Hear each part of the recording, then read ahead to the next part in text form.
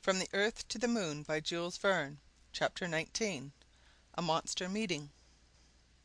On the following day, Barbicane, fearing that indiscreet questions might be put to Michel Ardan, was desirous of reducing the number of the audience to a few of the initiated, his own colleagues, for instance. He might as well have tried to check the Falls of Niagara. He was compelled, therefore, to give up the idea, and let his new friend run the chances of a public conference. The place chosen for this monster meeting was a vast plain situated in the rear of the town. In a few hours, thanks to the help of the shipping in port, an immense roofing of canvas was stretched over the parched prairie, and protected it from the burning rays of the sun. There 300,000 people braved for many hours the stifling heat while awaiting the arrival of the Frenchmen. Of this crowd of spectators, a first set could both see and hear, a second set saw badly and heard nothing at all, and as for the third, it could neither see nor hear anything at all. At 3 o'clock Michel Ardan made his appearance, accompanied by the principal members of the Gun Club. He was supported on his right by President Barbicane, and on his left by J.T. Maston, more radiant than the midday sun, and nearly as ruddy. Ardan mounted a platform, from the top of which his view extended over a sea of black hats. He exhibited not the slightest embarrassment. He was just as gay, familiar, and pleasant as if he were at home. To the hurrahs which greeted him he replied by a graceful bow. Then, waving his hands to request silence, he spoke in perfectly correct English as follows: "Gentlemen, despite the very hot weather, I request your patience for a short time while I offer some explanations regarding the projects which seem to have so interested you. I am neither an orator nor a man of science, and I had no idea of addressing you in public. But my friend Barbicane has told me that you would like to hear me, and I am quite at your service. Listen to me, therefore, with your 600,000 ears, and please excuse the faults of the speaker. Now pray do not forget that you see before you a perfect ignoramus whose ignorance goes so far that he cannot even understand the difficulties. It seemed to him that it was a matter quite simple, natural, and easy to take one's place in a projectile and start for the moon. That journey must be undertaken sooner or later, and, as for the mode of locomotion adopted, it follows simply the law of progress. Man began walking on all fours, then, one fine day, on 2 feet, then in a carriage, then in a stage-coach, and lastly by railway. Well, the projectile is the vehicle of the future, and the planets themselves are nothing else. Now, some of you, gentlemen, may imagine that the velocity we propose to impart to it is extravagant. It is nothing of the kind. All the stars exceed it in rapidity, and the earth herself is at this moment carrying us around the sun at 3 times as rapid a rate, and yet she is a mere lounger on the way compared with many other of the planets, and her velocity is constantly decreasing. Is it not evident, then, I ask you, that there will some day appear velocities far greater than these, of which light or electricity will probably be the mechanical agent? Yes, gentlemen," continued the orator, "in spite of the opinions of certain narrow-minded people who would shut up the human race upon this globe, as within some magical circle which it must never outstep, we shall one day travel to the moon, the planets, and the stars with the same facility, rapidity, and certainty as we now make the voyage from Liverpool to New York. Distance is but a relative expression, and must end by being reduced to zero." The assembly, strongly predisposed as they were in favor of the French hero, were slightly staggered at this bold theory. Michel Ardan perceived the fact. "Gentlemen," he continued with a pleasant smile, "you do not seem quite convinced. Very good, let us reason the matter out. Do you know how long it would take for an express train to reach the moon? 300 days, no more. And what is that? The distance is no more than 9 times the circumference of the earth, and there are no sailors or travelers of even moderate activity who have not made longer journeys than that in their lifetime. And now consider that I shall be only 97 hours on my journey. Ah, I see you are reckoning that the moon is a long way off from the earth, and that one must think twice before making the experiment. What would you say, then, if we were talking of going to Neptune, which revolves at a distance of more than 2,720 million miles from the sun?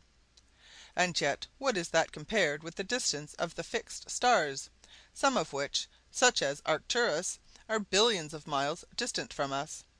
And then you talk of the distance which separates the planets from the sun, and there are people who affirm that such a thing as distance exists. Absurdity, folly, idiotic nonsense! Would you know what I think of our own solar universe? Shall I tell you my theory? It is very simple. In my opinion, the solar system is a solid, homogeneous body. The planets which compose it are in actual contact with each other, and whatever space exists between them is nothing more than the space which separates the molecules of the densest metal, such as silver, iron, or platinum. I have the right, therefore, to affirm, and I repeat, with a conviction which must penetrate all your minds, distance is but an empty name. Distance does not really exist." "Hurrah!" cried one voice.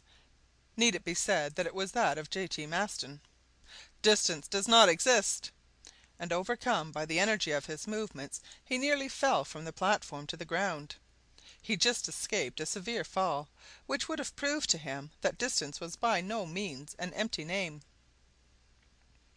"Gentlemen," resumed the orator, "I repeat that the distance between the earth and her satellite is a mere trifle, and undeserving of serious consideration. I am convinced that before 20 years are over, one half of our earth will have paid a visit to the moon. Now, my worthy friends, if you have any question to put to me, you will, I fear, sadly embarrass a poor man like myself. Still, I will do my best to answer you." Up to this point the president of the Gun Club had been satisfied with the turn which the discussion had assumed. It became now, however, desirable to divert Ardan from questions of a practical nature with which he was doubtless far less conversant. Barbicane, therefore, hastened to get in a word, and began by asking his new friend whether he thought that the moon and planets were inhabited. "You put before me a great problem, my worthy president," replied the orator, smiling. "Still, men of great intelligence, such as Plutarch, Swedenborg, Bernardin de Saint Pierre, and others have, if I mistake not, pronounced in the affirmative, looking at the question from the natural philosopher's point of view. I should say that nothing useless existed in the world, and, replying to your question by another, I should venture to assert that if these worlds are habitable, they either are, have been, or will be inhabited." "No one could answer more logically or fairly," replied the president. "The question then reverts to this: are these worlds habitable? For my own part, I believe they are." "For myself, I feel certain of it," said Michel Ardan. "Nevertheless," retorted one of the audience, "there are many arguments against the habitability of the worlds. The conditions of life must evidently be greatly modified upon the majority of them. To mention only the planets, we should be either broiled alive in some, or frozen to death in others, according as they are more or less removed from the sun." "I regret," replied Michel Ardan, "that I have not the honor of personally knowing my contradictor, for I would have attempted to answer him. His objection has its merits, I admit, but I think we may successfully combat it, as well as all others which affect the habitability of other worlds. If I were a natural philosopher, I would tell him that if less of caloric were set in motion upon the planets which are nearest to the sun, and more, on the contrary, upon those which are the furthest removed from it, this simple fact would alone suffice to equalize the heat, and to render the temperature of those worlds supportable by beings organized like ourselves. If I were a naturalist, I would tell him that, according to some illustrious men of science, nature has furnished us with instances upon the earth of animals existing under very varying conditions of life; that fish respire in a medium fatal to other animals; that amphibious creatures possess a double existence very difficult of explanation, that certain denizens of the seas maintain life at enormous depths, and there support a pressure equal to that of 50 or 60 atmospheres without being crushed, that several aquatic insects, insensible to temperature, are met with equally among boiling springs and in the frozen plains of the Polar Sea. In fine, we cannot help recognizing in nature a diversity of means of operation oftentimes incomprehensible, but not the less real.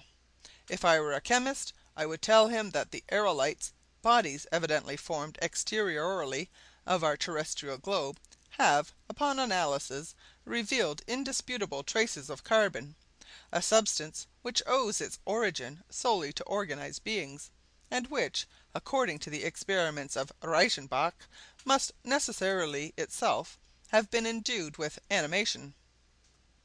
And lastly, were I a theologian, I would tell him that the scheme of the divine redemption, according to St. Paul, seems to be applicable, not merely to the earth, but to all the celestial worlds. But unfortunately I am neither theologian, nor chemist, nor naturalist, nor philosopher.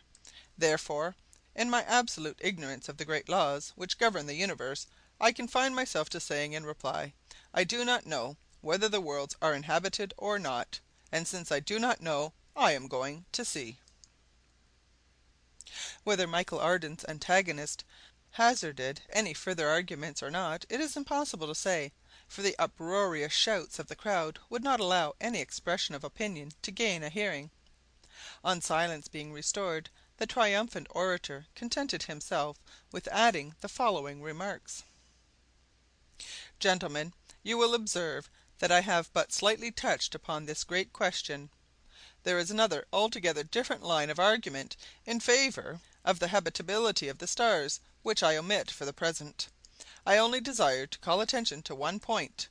To those who maintain that the planets are not inhabited, one may reply, you might be perfectly in the right, if you could only show that the earth is the best possible world, in spite of what Voltaire has said. She has but one satellite, while Jupiter, Uranus, Saturn, Neptune have each several, an advantage by no means to be despised. But that which renders our own globe so uncomfortable is the inclination of its axis to the plane of its orbit. Hence the inequality of days and nights, hence the disagreeable diversity of the seasons. On the surface of our unhappy spheroid we are always either too hot or too cold. We are frozen in winter, broiled in summer. It is the planet of rheumatism, coughs, bronchitis, while on the surface of Jupiter, for example, where the axis is but slightly inclined, the inhabitants may enjoy uniform temperatures. It possesses zones of perpetual springs, summers, autumns, and winters. Every Jovian may choose for himself what climate he likes, and there spend the whole of his life in security from all variations of temperature.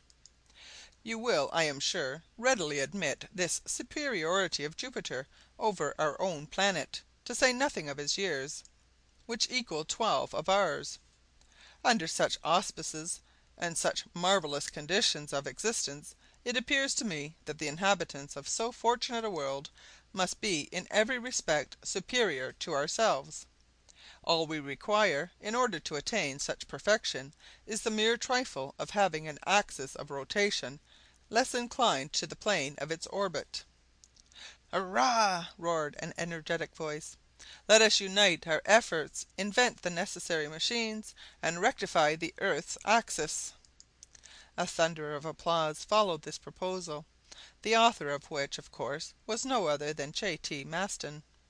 And in all probability, if the truth must be told, if the Yankees could have only found a point of application for it, they would have constructed a lever capable of raising the earth and rectifying its axis. It was just this deficiency which baffled these daring mechanicians. Chapter 20.